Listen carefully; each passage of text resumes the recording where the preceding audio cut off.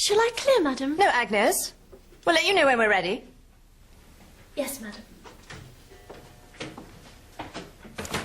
The letter, one hears, and as I say on fairly good authority, apparently goes further and implies who the father actually was. Gracious.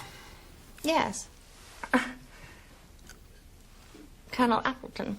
The Colonel? I can breathe. Blimey, crikey. No wonder he shot himself. If indeed he did.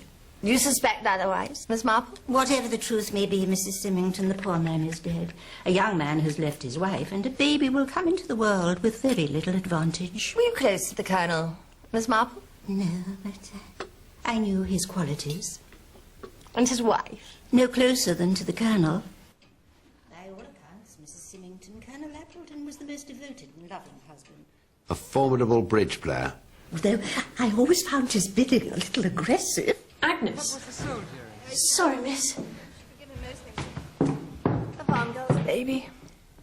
Well, it would test the forbearance of a saint. Time to let the poor man rest, I'd say. Oh, well, he'll keep. Oh, Megan. Say hello, darling. Hello. I hope Mother's not boring you. Megan. She talks all the time, but in fact says very little. Good night, Megan. Why don't you get your milk, dear, and go to bed? Good night, then.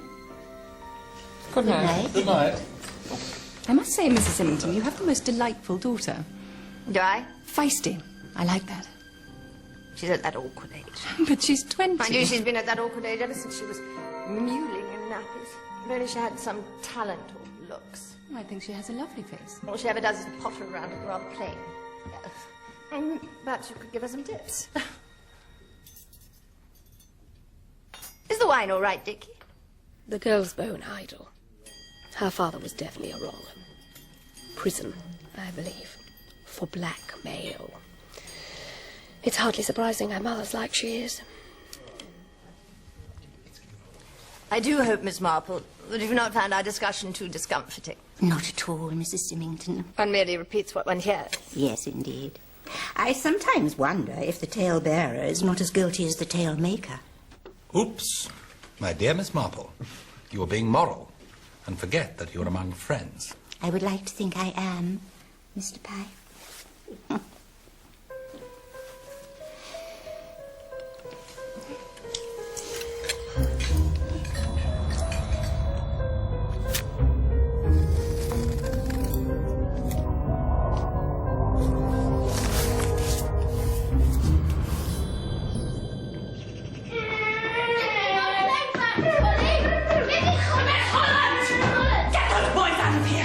Mrs. Symington. Have a killing head! Come on, boys.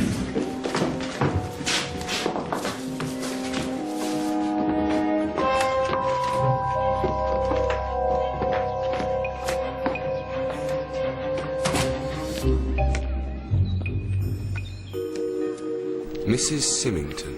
I hardly knew the woman, but had decided already that I heartily disliked her.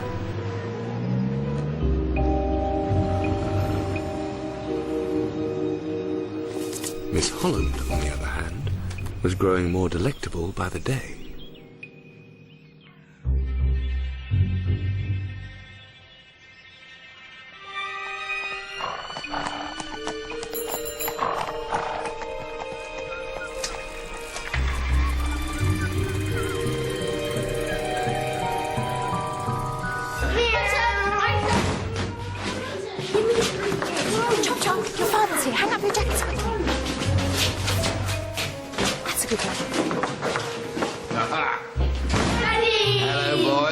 Been behaving yourselves? Yes. Good evening, Miss Holland. Thank you. Mona! Mona!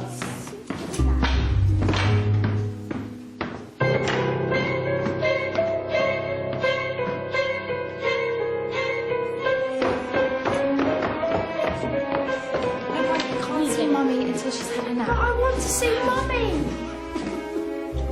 Mr. Symington.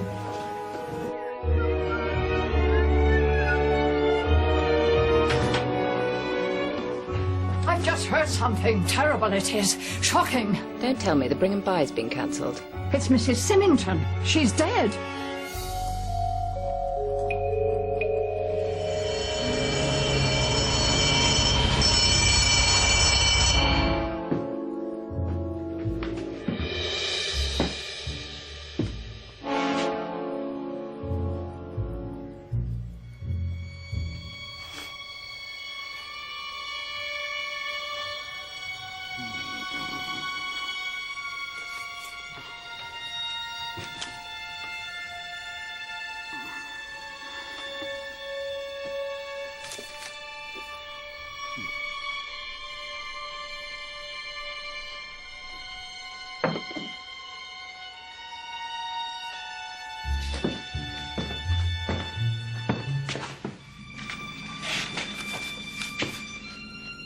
So, whose side, you little brat, Colin?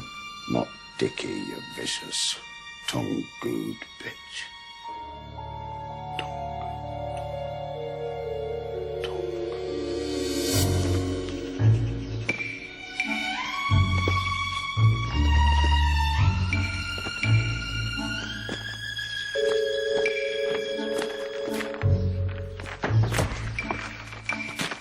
Mr. Burton, isn't it awful?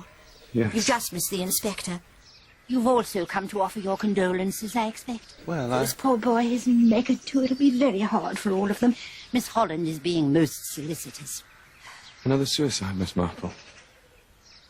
Or have they all got it wrong again? I would have thought you were clever enough to work that out for yourself, Mr. Burton. Ooh.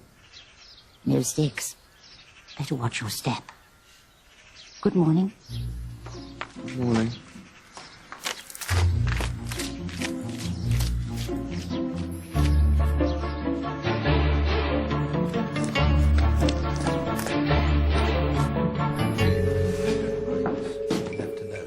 Of course. We'll just call if you want. I'm sorry. The door was open. Sorry. Burton. Jerry Burton. Holland. Elsie. We keep seeing each other, don't we? But we've never... No. Yeah. I'm afraid Mr. Symington's not in the mood for visitors at the moment. It's all been such a shock. Yes, of course. I don't wish to intrude, but it had crossed my mind, well, my sister Joanna's actually, that maybe Megan would like to come and stay with us for a few days. Megan? Stay with you? Why? Well, we thought it might be a help. I mean, she must be terribly shaken by all this. Oh, she's such a queer thing. You never know what she's feeling. If you think that we're being presumptuous... No. No, it's probably a very good idea. A very kind idea.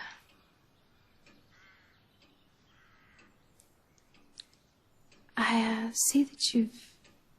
What? Got rid of your sticks. Oh, yes, I have. And you're still upright. Yes, I am. Well, I do hope you manage to stay like that.